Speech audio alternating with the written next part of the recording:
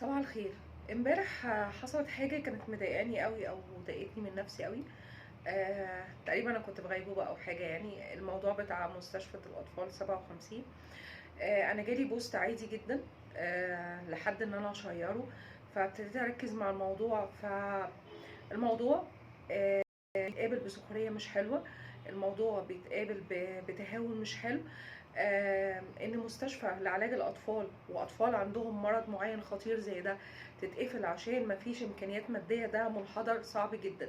خلينا نقول بقى، بعيد عن اي حاجه مرتبطه بقى بالدوله او ان هي تعمل او ما تعملش او انت في الاخر بتنقذ حياه انسان. فاحنا الموضوع ان يعني عادات مننا احنا اللي بنقدر عليه ان كل واحد يطلع حتى 5 جنيه ان هو ينقذ الاطفال دول. مش شرط بقى 5 جنيه، انت حسب امكانياتك في الموضوع. بس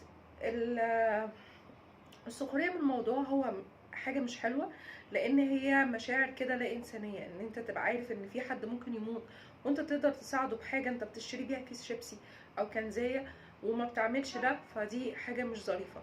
ان انت تبقى عارف ان طفل بيتوجع وعنده مرض خطير زي ده وانت مستخسر ان انت تضحي ب5 جنيه. فده شعور لا انساني. ان انت تقابل الموضوع بتريقة وسخرية، يا عم انا معايا فلوس اصلا، يا عم انا لاقي اكل. لا، انت ممكن انت دي بتعملها حاجه اسمها تجاره مع ربنا.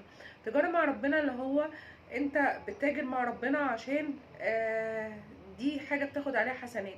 بعيد عن حسنات، زي ما انا بقول دايما ان محدش بيدي حد حاجه من جيبه، ربنا رزقنا كلنا عشان نتسخر ان احنا نكون سند او عون لبعض.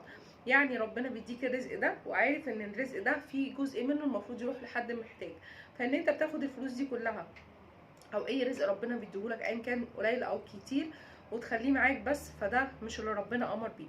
فاحنا كمجموعه شباب عامه عاملين الموضوع ده لدعم مستشفى 57.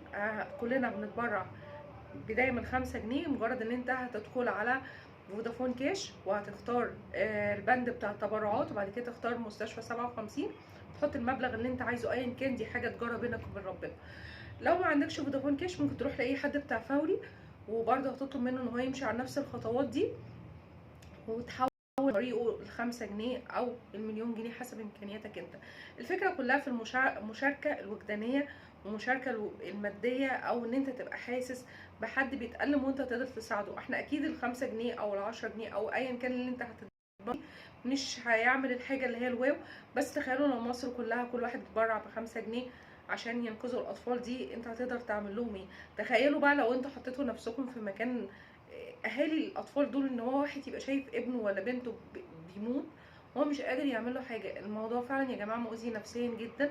لو انت عملت ريبليس او تبادل الادوار، ربنا يعني ما يكتبش على حد، بس تخيل للحظه ان الطفل اللي هو محتاجك ده هو ممكن يكون ابنك وانت شايفه قدامك بيموت، مش قادر تعمل له حاجه. ما هو انت امكانياتك مش هتبقى ان هي تغطي كل اللي كانت مستشفى 57 بتعمله. ولو انت عندك امكانيات ففي غيرك ما عندوش اصلا، مش لاقي ياكل، او حد بسيط ما عندوش اللي هو يعمل كيماوي او يعمل بذل او يعمل الحاجات اللي بتتعمل في مستشفى 57. بص، انا بسجل الفيديو على فكره ومتاثره بالموضوع جدا، بس اتمنى ان هو يسيب صدى، واتمنى ان فعلا كلنا نشارك في الموضوع. و اول مره اطلب منكم ان انتوا تشيروا حاجه، بس نتمنى ان احنا نشير الموضوع اكتر بحيث ان احنا نقدر ننقذ الاطفال دول.